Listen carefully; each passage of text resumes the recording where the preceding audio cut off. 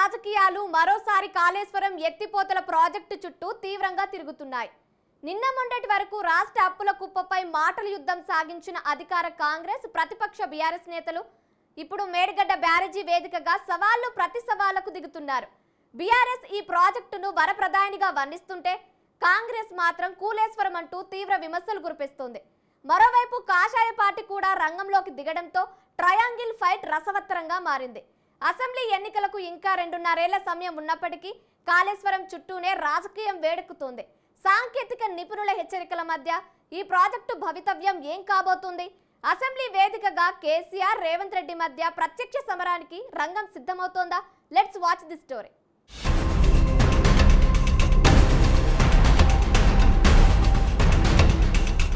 తెలంగాణ రాష్ట్ర రాజకీయాల్లో ప్రచారాస్త్రాలు వేగంగా మారిపోతున్నాయి.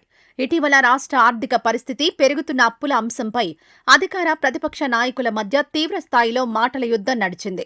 అయితే ఇప్పుడు ఆ చర్చ ఒక్కసారిగా కాళేశ్వరం ఎత్తిపోతల ప్రాజెక్టు వైపు మళ్లింది. దాదాపు 1,00,000 కోట్ల రూపాయల భారీ వ్యయంతో నిర్మితమైన ఈ ప్రాజెక్టును 2019 జూన్ 21న అప్పటి ముఖ్యమంత్రి కేసీఆర్ అత్యంత అట్టహాసంగా ప్రారంభించారు. అయితే 2023 అక్టోబర్ 21న మేడిగడ్డ బ్యారేజ్లోని కొన్ని పిల్లర్లు హఠాత్తుగా కుంగిపోవడంతో ప్రాజెక్టు నిర్మాణ నాణ్యతపై, పనితీరుపై అనేక సందేహాలు తలెత్తాయి. గత అసెంబ్లీ ఎన్నికల్లో ఈ అంశం రాష్ట్ర రాజకీయాలను పూర్తిగా శాసించింది. రాష్ట్రంలో తదుపరి అసెంబ్లీ ఎన్నికలకు ఇంకా 2.5 ఏళ్ల సుదీర్ఘ సమయం ఉన్నప్పటికీ ప్రధాన పార్టీలు ఇప్పట్నుంచే కాళేశ్వరాన్ని తమ ప్రధాన రాజకీయ అస్త్రంగా మలుచుకుంటున్నాయి. బీఆర్ఎస్ నాయకులు ఈ ప్రాజెక్టును తెలంగాణ యావత్ రైతాంగానికి వరప్రదాయినిగా వర్ణిస్తుండగా అధికార కాంగ్రెస్ నేతలు మాత్రం దీనిని కూలేశ్వరం అంటూ ఎద్దేవా చేస్తున్నారు. ప్రాజెక్టు సాంకేతిక అంశాల కంటే రాజకీయ ప్రయోజనాలే లక్ష్యంగా నాయకులు రోడ్డెక్కుతూ ఉండడంతో రాష్ట్రంలో పొలిటికల్ హీట్ తారాస్థాయికి చేరింది.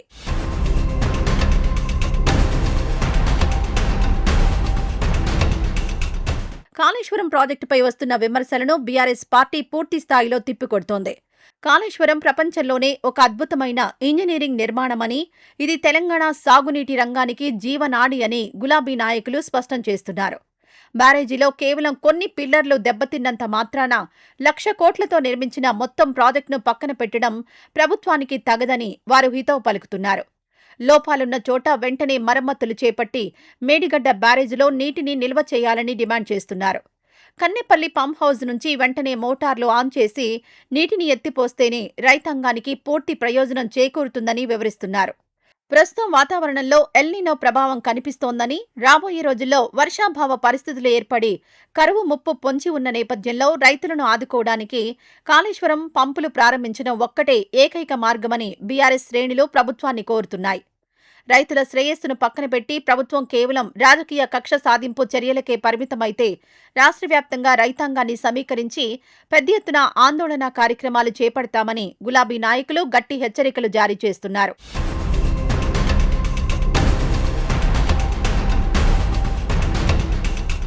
బీఆర్ఎస్ నాయకుల డిమాండ్లపై అధికార కాంగ్రెస్ పార్టీ అంతే తీవ్ర స్థాయిలో ప్రతిదాడి చేస్తోంది.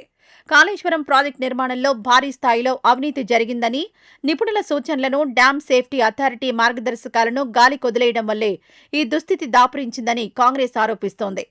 నేషనల్ డ్యామ్ సేఫ్టీ అథారిటీ నిపుణులిచ్చిన స్పష్టమైన నివేదికల ఆధారంగానే ప్రభుత్వం అడుగులు వేస్తోందని మంత్రులు స్పష్టం చేస్తున్నారు.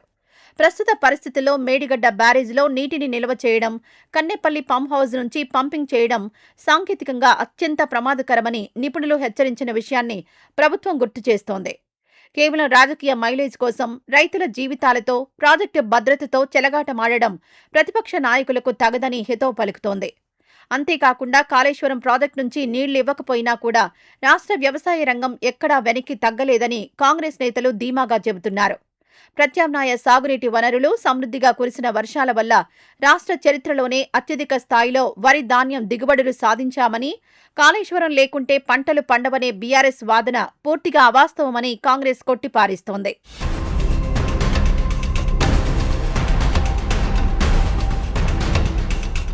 రాష్ట్ర రాజకీయాల్లో అప్పుల అంశంపై సాగుతున్న చర్చ ఒక్కసారిగా కాళేశ్వరం వైపు మళ్లడానికి బీఆర్ఎస్ వర్కింగ్ ప్రెసిడెంట్ కేటీఆర్ చేపట్టిన పర్యటనే ప్రధాన కారణమని రాజకీయ విశ్లేషకులు స్పష్టం చేస్తున్నారు. ఇటీవల ఆయన కన్నెపల్లి పంప్ హౌస్ను నేరుగా సందర్శించి అక్కడ ఆగి ఉన్న భారీ మోటార్లను పరిశీలించిన తర్వాత ప్రభుత్వంపై తీవ్రస్థాయిలో ధ్వజమెత్తారు.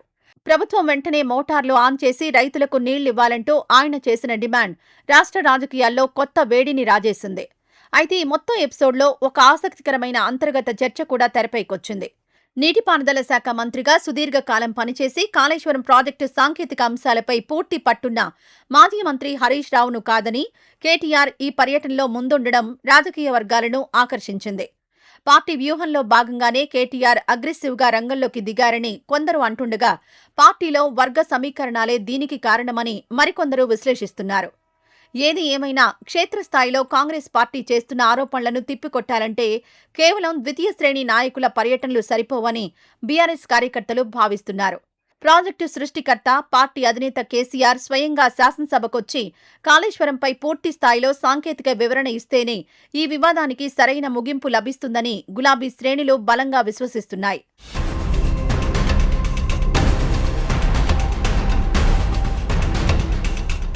బీఆర్ఎస్ పర్యటనలో డిమాండ్లపై స్పందించిన ముఖ్యమంత్రి రేవంత్ రెడ్డి నేరుగా కేసీఆర్కే బహిరంగ సవాల్ విసిరారు. కాళేశ్వరం ప్రాజెక్టు అక్రమాలు, నిపుణుల నివేదికలు, భవిష్యత్ కార్యాచరణపై చర్చించేందుకు ప్రత్యేక అసెంబ్లీ సమావేశాలు నిర్వహించడానికి తన ప్రభుత్వం పూర్తి సిద్ధంగా ఉందని ఆయన ప్రకటించారు. ప్రతిపక్ష నేత కేసీఆర్ సభకు హాజరై ప్రజల సాక్షిగా అన్ని ప్రశ్నలకు సమాధానం చెప్పాలని రేవంత్ డిమాండ్ చేశారు. దీంతో త్వరలోనే అసెంబ్లీ వేదికగా కాళేశ్వరం అంశం మరోసారి భీకర రాజకీయ పోరుకు దారితీయడం ఖాయంగా కనిపిస్తోంది.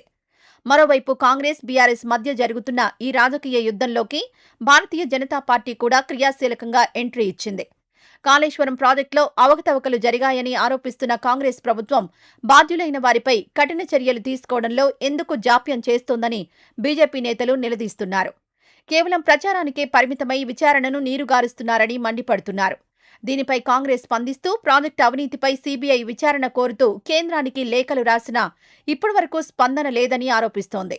ఈ తరుణంలో కేంద్ర ప్రభుత్వం సీబీఐ విచారణపై ఎలాంటి నిర్ణయం తీసుకుంటుందనేది అత్యంత ఆసక్తికరంగా మారింది. సాంకేతిక నిపుణుల నివేదికలు, 3 ప్రధాన పార్టీల మధ్య సాగుతున్న ఈ రాజకీయ చదరంగంలో కాళేశ్వరం ప్రాజెక్టు రాబోయే అసెంబ్లీ ఎన్నికల వరకు నిత్యం రగులుతున్న అగ్నిపర్వతంలాగే కొనసాగేలా స్పష్టమైన పరిస్థితులు కనిపిస్తున్నాయి.